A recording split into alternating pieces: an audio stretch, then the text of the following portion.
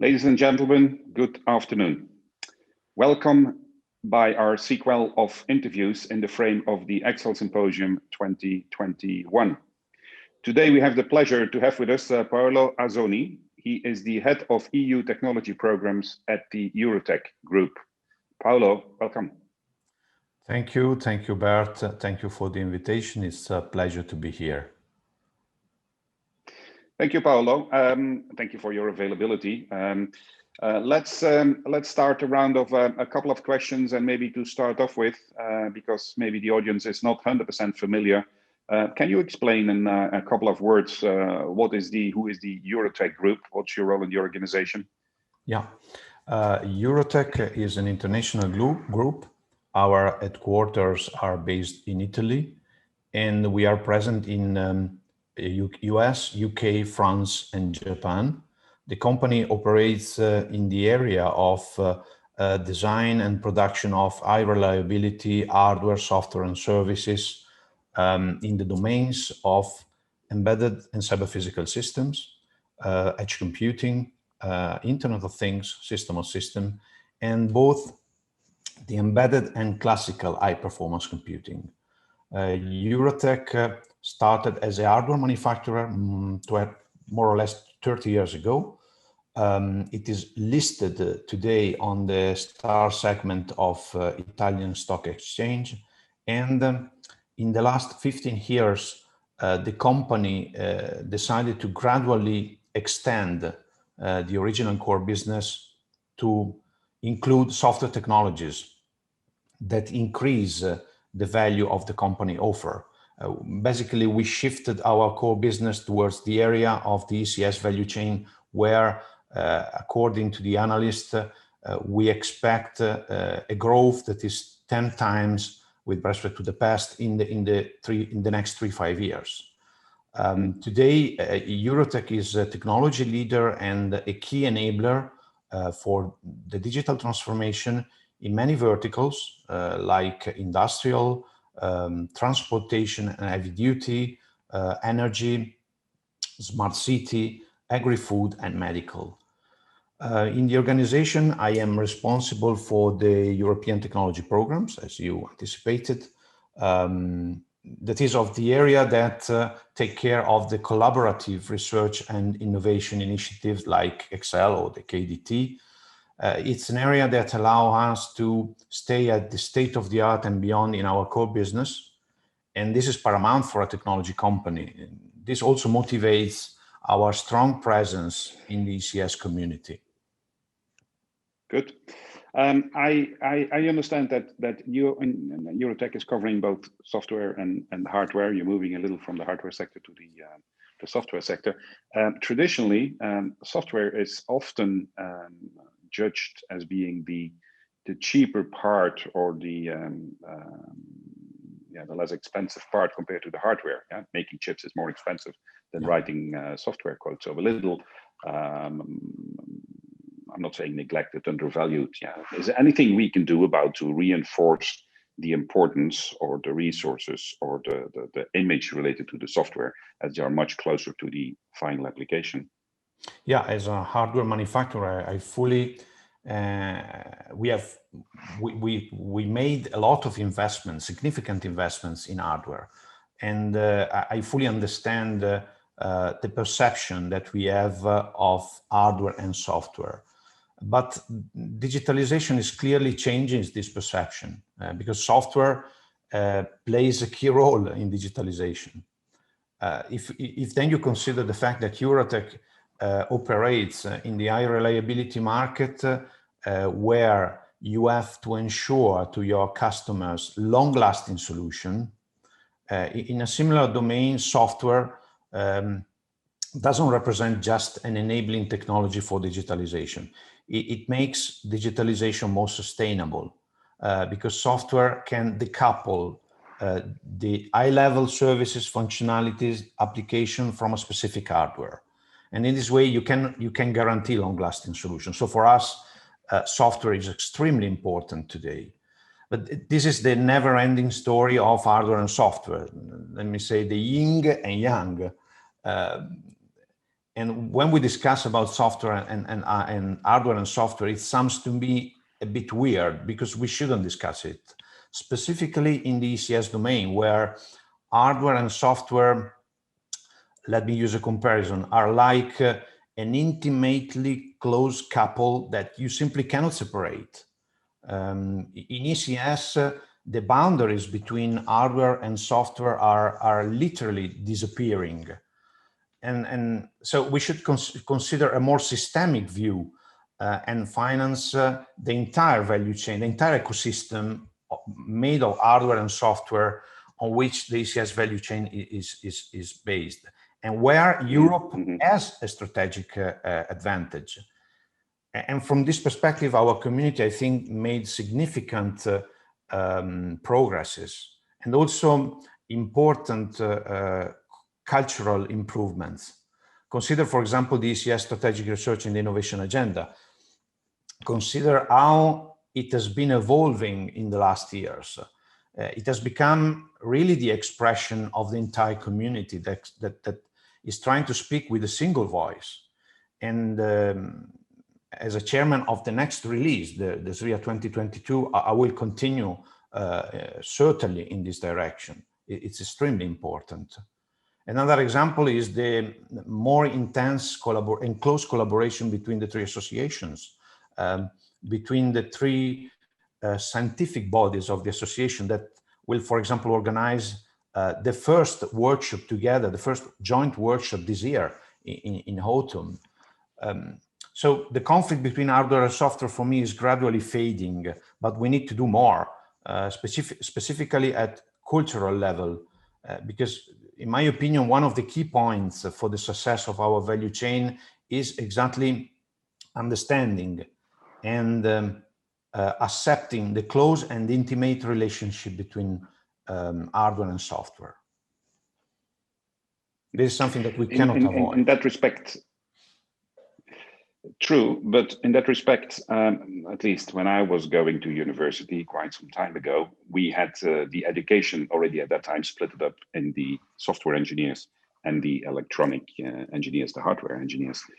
Shouldn't we start from there to make sure that the education as an engineer already has integrated both aspects? Because more and more, and I fully agree with you, it's not so relevant anymore whether the bug is in the software or in the hardware. The system should work, yeah? And it becomes impossible to analyze where exactly the problems are arising. Shouldn't we look at the educational system? Yeah, absolutely. Because that's today, at least in Europe, it's a significant issue. Companies that are operating in the electronic components and system market certainly need new type of figures, especially when it comes to digitalization. And the problem of finding them, the problem of education and professional training is really becoming a critical issue. For digitalization is particularly true because digitalization requires a wider technical background and a wider expertise, both in hardware and software.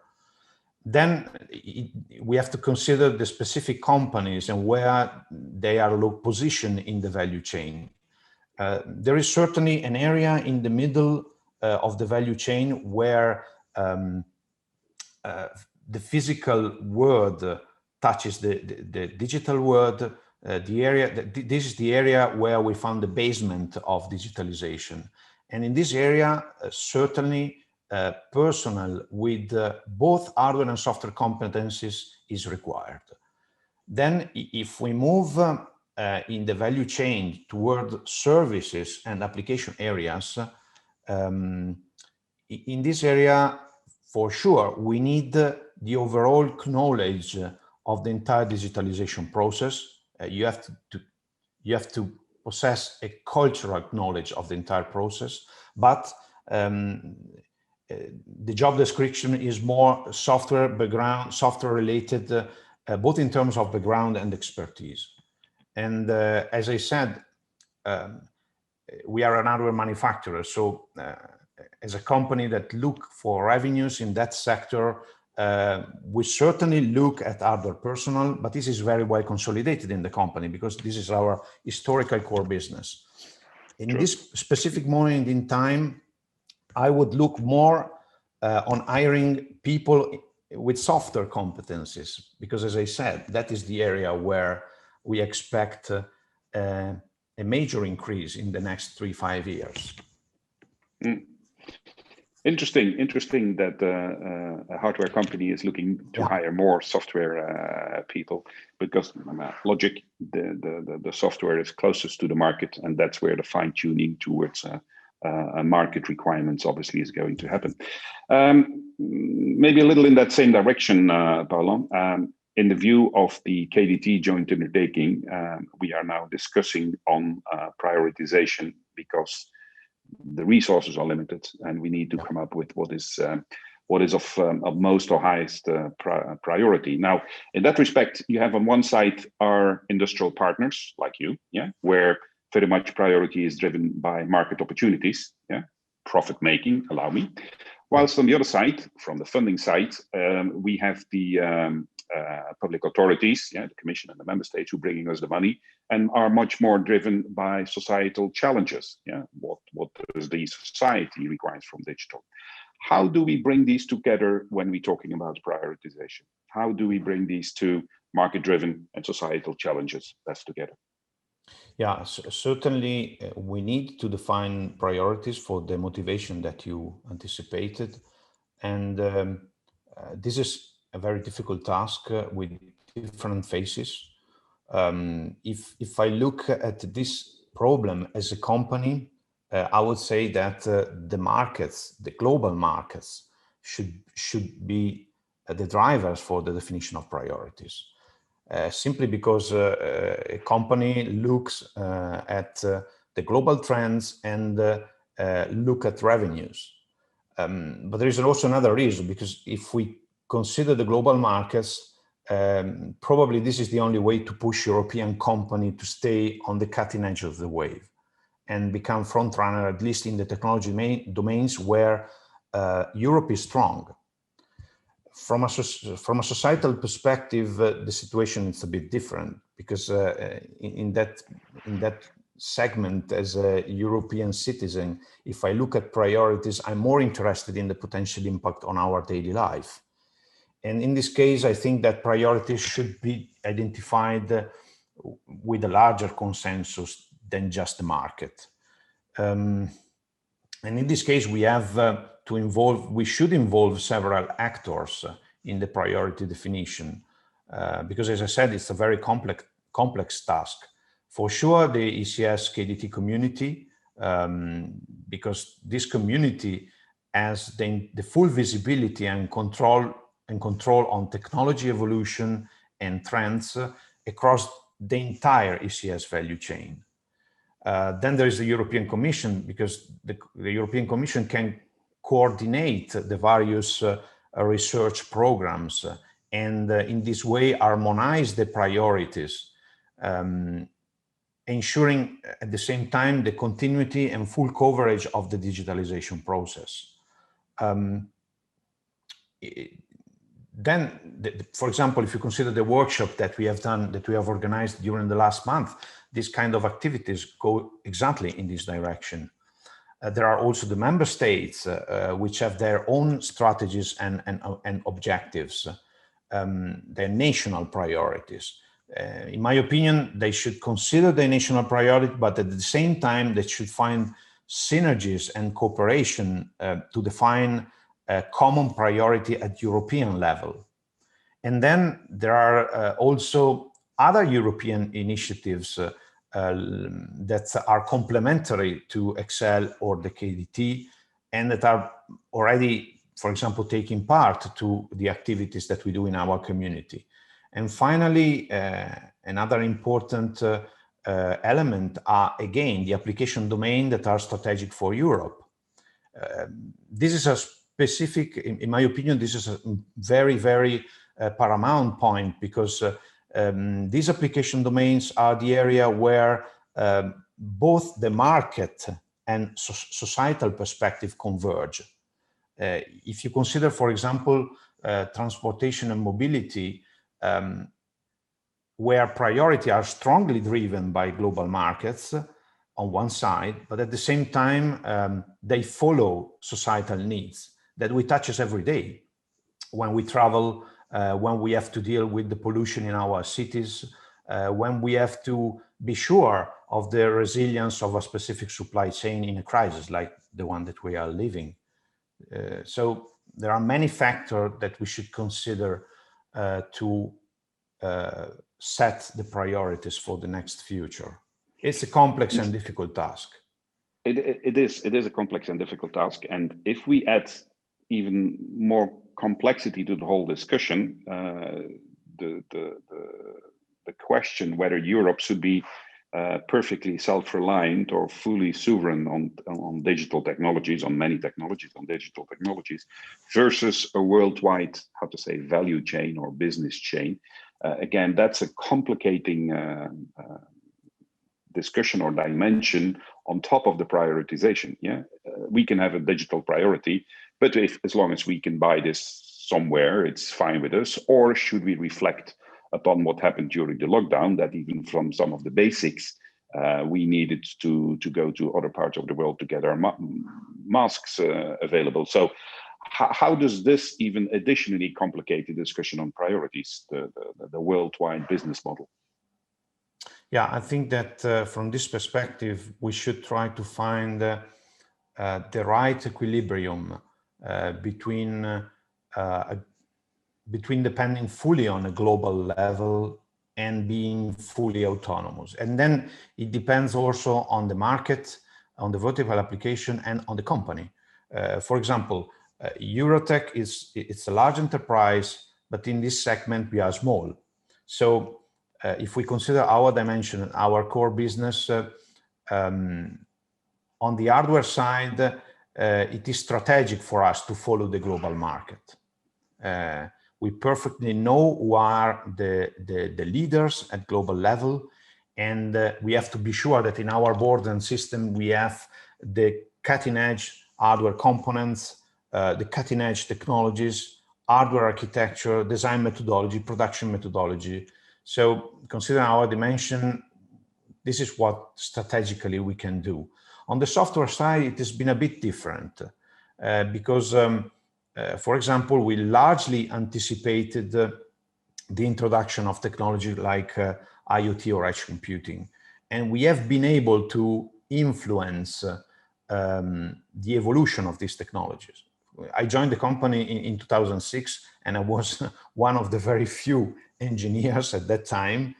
And already in 2009, we had the first version of the Everywhere software framework, that is the edge part of our IoT and system of system integration platforms. So more than 10 years ago, we started influencing the global market from that perspective.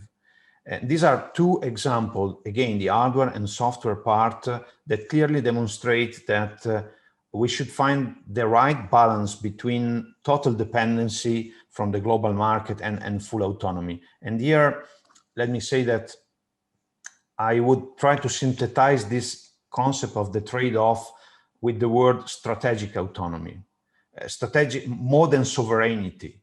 I prefer use strategic autonomy because strategic means that you evaluated carefully what is better for you in terms of your needs, in terms of your concrete capabilities, in terms of the global opportunity that you see at global level, and you consciously, strategically decided where to be autonomous and where to depend on global markets. So it's a choice.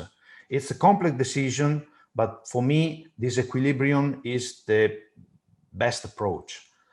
For example, in cybersecurity, we should try to be as much as autonomous as possible for obvious reasons, but can we be fully autonomous in cybersecurity? Maybe, yeah, from a technological perspective, we could grow in Europe and become fully autonomous.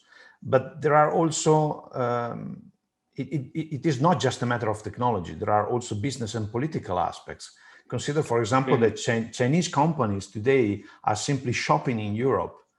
And many times when we talk about cybersecurity, we are looking at being independent from this part of the world. So you see, it's not just a matter of technology. Again, another example could be the European key application domains. In these domains, because they are key for Europe, we should try to reach a certain level of autonomy because they are key. Transportation, industry, this area needs to keep on going also during a crisis. So they must have a certain level of autonomy. Sometimes you can, sometimes it's not possible due to technical reason. So we should find the right equilibrium between the two positions. It's kind of an in-depth strategic risk analysis we have to do across the whole society. Absolutely. To see, depending on, again, what we discussed before, on the resources and the priorities on where are the risks for being or not being fully autonomous, clearly. Picking up on some of the things you have said before, and maybe kind of a wrap-up question.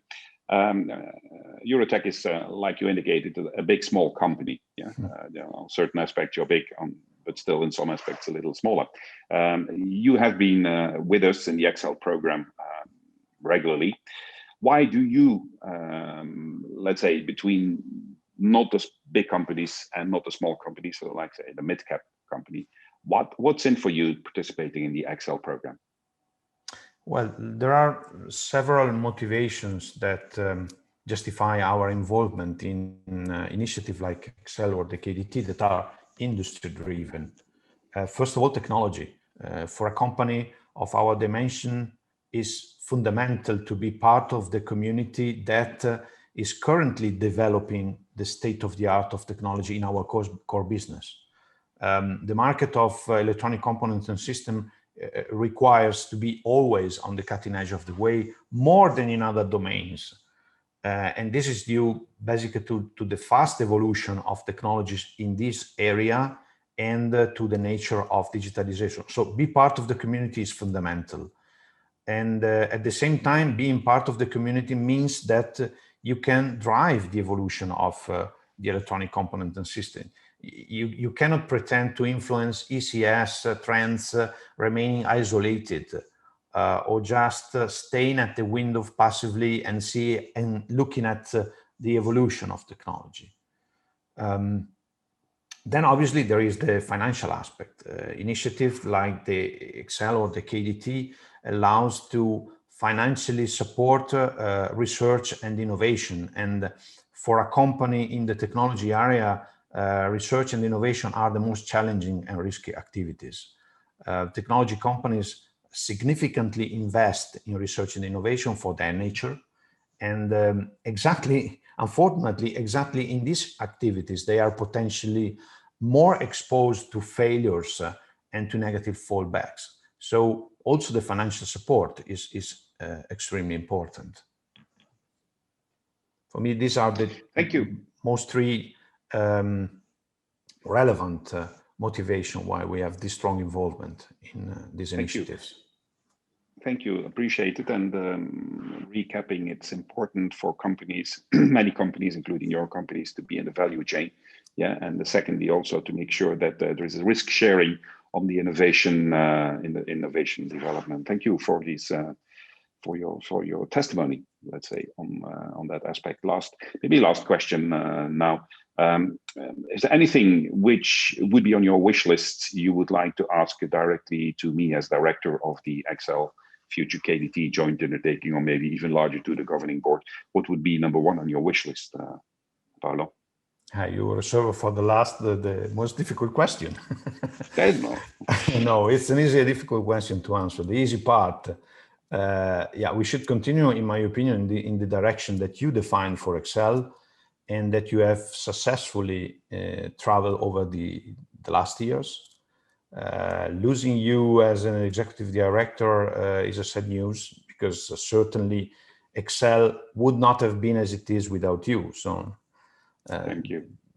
This was the easy part and the sad part. Then the difficult one.